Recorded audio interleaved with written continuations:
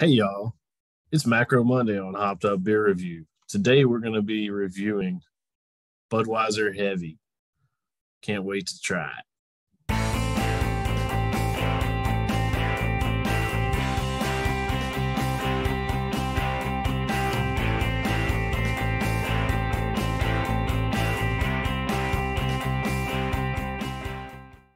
Hey everybody, welcome to Hopped Up Beer Review. It is Macro Monday, and this is the show where we give you our unprofessional and somewhat biased opinion about the beer we are drinking, and I can't wait to see how biased we are today. It is the first Monday of the month. Yes, I forgot about Macro Monday. Actually, first Monday. But, we're just going to throw that in there. Well, yeah. So we're going the king of all macros today, the king of beers, self-proclaimed. Budweiser, Bud Heavy. I'm sure there are 1,000 other names for it. Ben, that's going to come up later. The king of beers. Y'all didn't get a can Freedom to really show how American macro we are. I didn't remember seeing your can look like Jay, because I thought your can was going to look just as beautiful as this.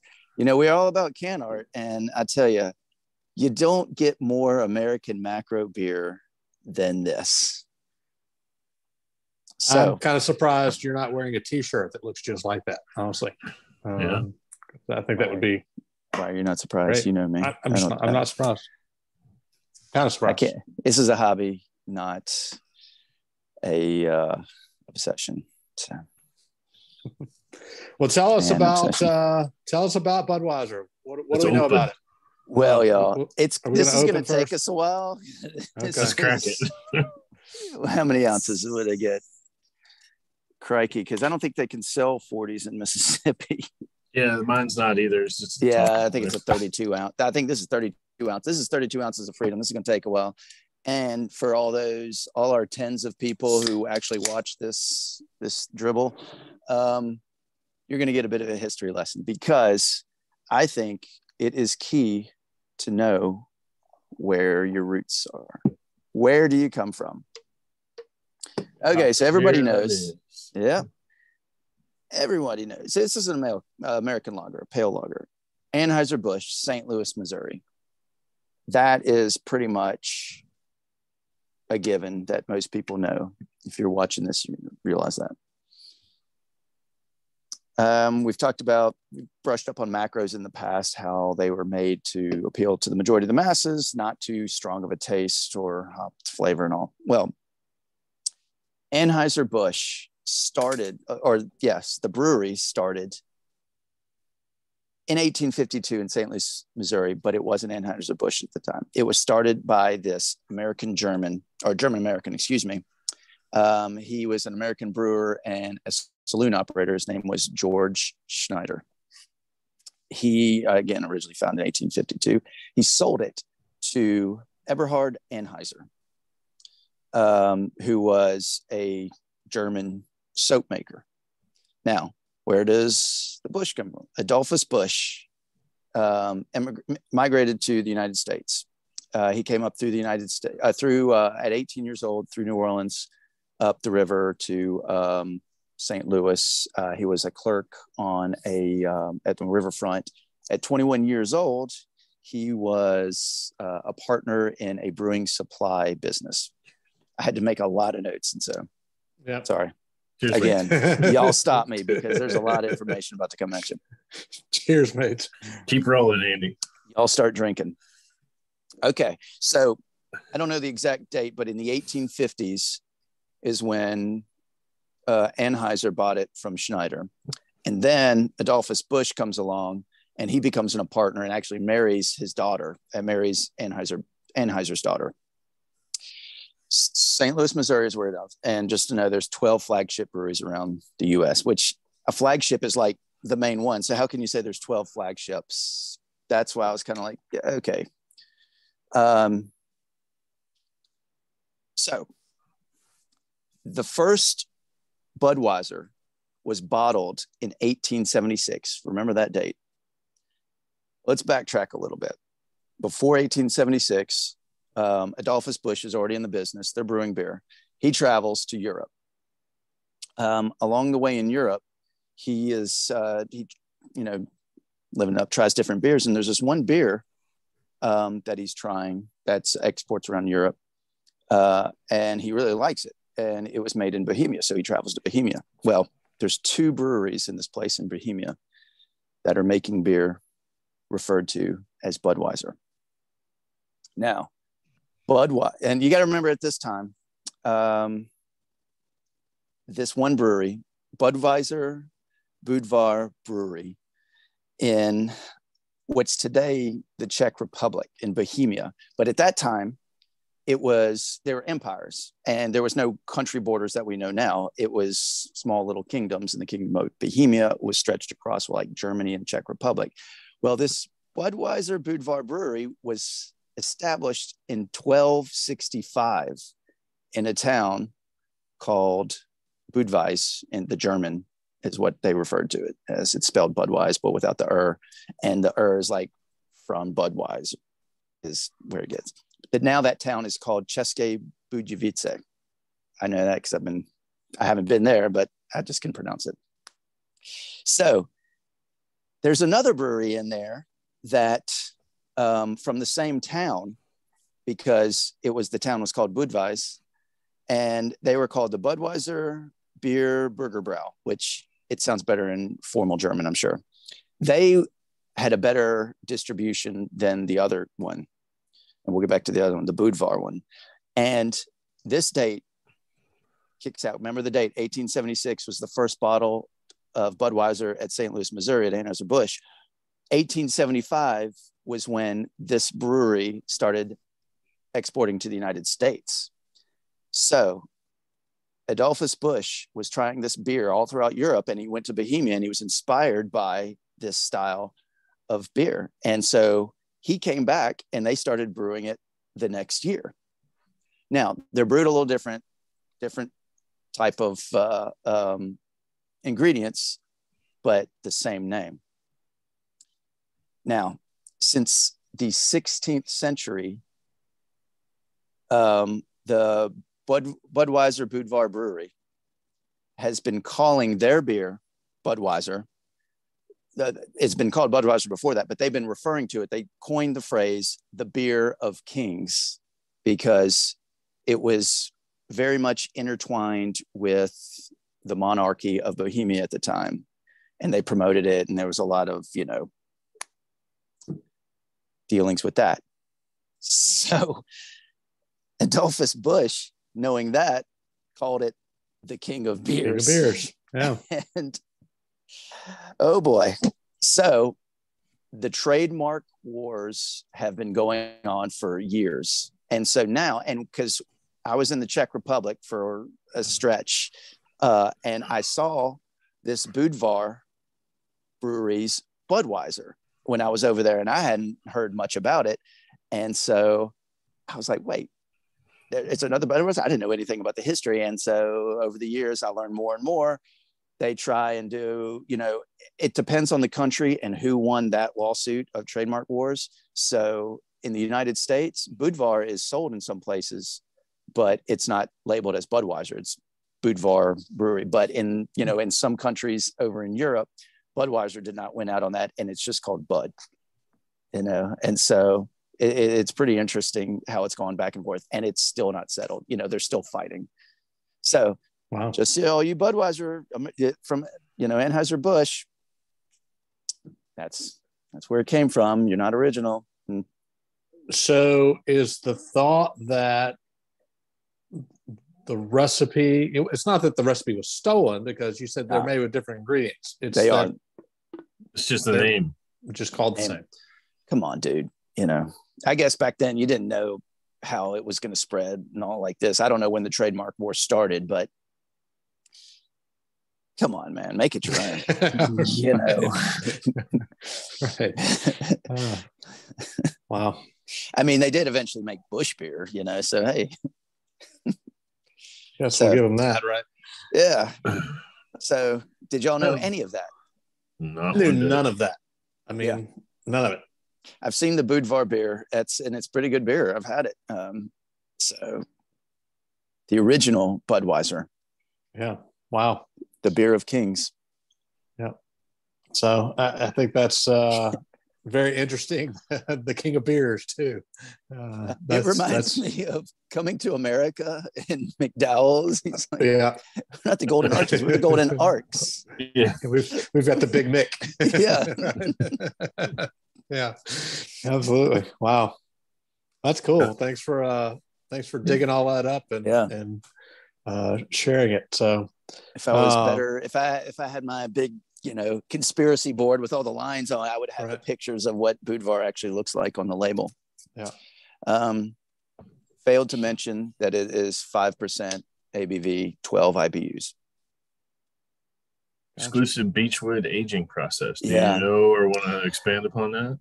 I read a little bit and I was like, what's, because growing up, you've seen hundreds, maybe thousands of Bud commercials, and they mentioned so many times. Frogs. I mean, they've had Beechwood great marketing aging over the years. The Beechwood chips that they used in it, and there was a big explanation about this because I'm not going to really go into that much detail, but something about using Beechwood chips draws out bad, any taste that could make the beer, or any chemicals or things that might make the beer taste off. So those chips absorb pulls the bitterness away. Yeah. So that's the big takeaway. So woohoo, Beechwood aging, Yeah, I mean, it's obviously very, very clear and see-through. Pale lager. Yep. So fits the bill there.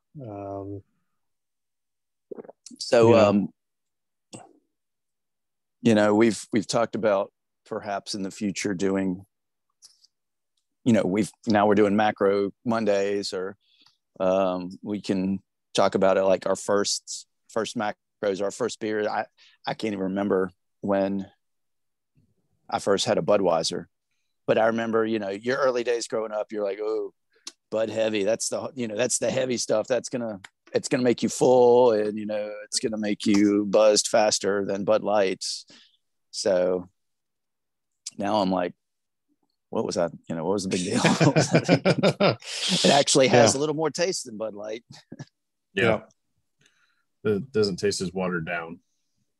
Yeah. And I can't remember the last time I had like a Budweiser separately and not after so many beers that I can poured it in a glass, so I can like really smell and taste and and see it for what it is. So I'm going to try and give as unbiased a review on this as I can. Just so much of it. Yeah, well, I mean, it's yours has that extra, has to shoulder that freedom on top of it too. So that's great. America, that you can do this in an attic. So the question is there somebody over in Bohemia? Is there another beer review show we haven't seen, called, Hopped Up, that is, doing the same thing? So that would be, Bohemia is now the western half of the Czech Republic. So a little more. Moravia is the eastern half, and they're more wine. So we'll have to check that out. More beers produced in the west, wine in the east. It has to do with the climates, I guess. A little bit. Yeah. All right. Do we have anything else to say about Budweiser here before we? I think I just need to put it on mute. I've said enough. Has anybody not had it? I think that's a safe. No, I think everybody's had it at this point. So, Jay, I'm going to put you on the spot. What do you think? Tell us about your Budweiser experience here. I had forgotten. It's been so long since I've had, a macro, or especially a Bud Heavy. Gosh, I can't recall the last time. It's probably been 15, 20 years. It's better than I would have thought. Given my love for craft beers and the way that we go through and talk about and try various different things, going back to a macro kind of takes it back to in some ways. Um, Overall, I mean, it's not something I'm going to drink every day.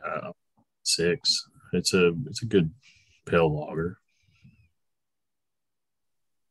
Okay. I'll jump in, Andy, since you have bore the weight of this conversation. Let you get a few more sips in. Yeah, like you said, Jay, it's been forever since I can remember having a Bud Heavy, and I can't remember even. Where'd you Excuse go? me there. Yeah, disappeared. Battery's getting low there, but the ghost of Adolphus Busch. I haven't even set my rating yet. Yeah. But the trademark wars. Yeah. Yeah, it's been quite some time since I've had a Bud Heavy. I can't even remember having that many over the course of my lifetime, to be completely honest. Back before I kind of started drinking craft beer, and if I had a beer back then, it was, typically something else than even a Bud product, or if I had a Bud product, it was typically a Bud Light. I'm a little ashamed to say, but all that being said, yeah, it wasn't as bad as I expected or remembered it to be. I think that it to me comes off like a beer that you get on draft that's flat. I mean, it just has that. It's a beer, but there's not much else you can say about it from a taste standpoint. It's not terrible. I'm having beer. Yeah, exactly. I mean, that's reminds you of the Simpsons with the can that says beer. Yeah. Or theirs was just Duff. This is Duff. Which is better. We're going to foreshadow something. But in movies, when you would have cans that just say beer. Yeah. I mean, it's like, I know I'm drinking a beer, but that's all I can say about it. So for me, this is a solid 4. I think, I honestly wanted to come into this with a very open palate and open mind. And I unfortunately have 11 more of these in my fridge that I will save for anybody else that wants one. You got a 12 pack for this? I got a 12 pack. I couldn't buy a single. I guess it's what you keep for family. Exactly. So family, if you're watching, I've got 11 Budweisers with your name on them if you want to come over and have one. It's a 4 for me. It's not as bad as I remembered, but it's still not so good. I think the theme of not as bad as I remembered is going to go all around. I'm trying to keep as open-minded on this as possible and, categorize it. Okay, it's a lager. It's made for the masses. So the ingredients have to be mass produced. I mean, if you consider how many countries it's being shipped to and 12 breweries in the US, constantly churning out beer. So, they've probably got their own farms where they're doing the hops, which they didn't even mention the hops. So they just use malted barley that's the only description of the ingredient. Their website was so generic. They're like, we only use the finest ingredients made in this manner, but like, what are the ingredients? And the only thing I could see was malted barley. And of course we know the Beechwood aging. So it is definitely much better poured in a glass. I will say that. Than 100% from the bottle, from the can. I could actually taste a little something from it. So, I mean, I would drink it again if it was given to me for free. It's like a free beer is not a bad beer. That's, my motto. But I'm not going to go out and buy the Bud, probably. It could be a yard beer, but gosh, I'm trying to give it a fair score. I'll go 5.5. I would do it because it's not a light beer.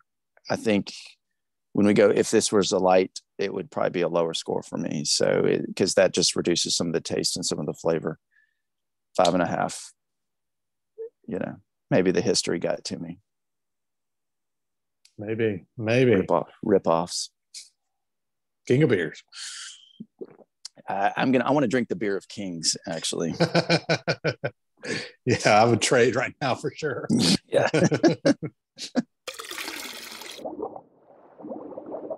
All right, on Macro Monday, that gets us a 5.2 for the king of beers, Budweiser or Bud Heavy from Anheuser-Busch out of St. Louis, Missouri. This one is one you will all be familiar with. You can all go out and grab it, especially if you're in the U.S. like us. If you're in the Czech Republic, you might be picking up, I guess, a different Budweiser. Lucky. Yeah. But I guess that probably goes without saying based on our review here today. Definitely appreciate you checking us out. Again, appreciate you checking out Macro Monday. Be sure to like, subscribe, and cheers that notification bell. And check us out on social media at the links below in the description. For Jay and Andy in the attic, I am Ben. Andy, you gotta finish those all, 40 ounces of freedom there. So make sure you get that all down. Cheers, mates. Cheers, mates. There you go. Cheers, mates. Burpee. Bloated.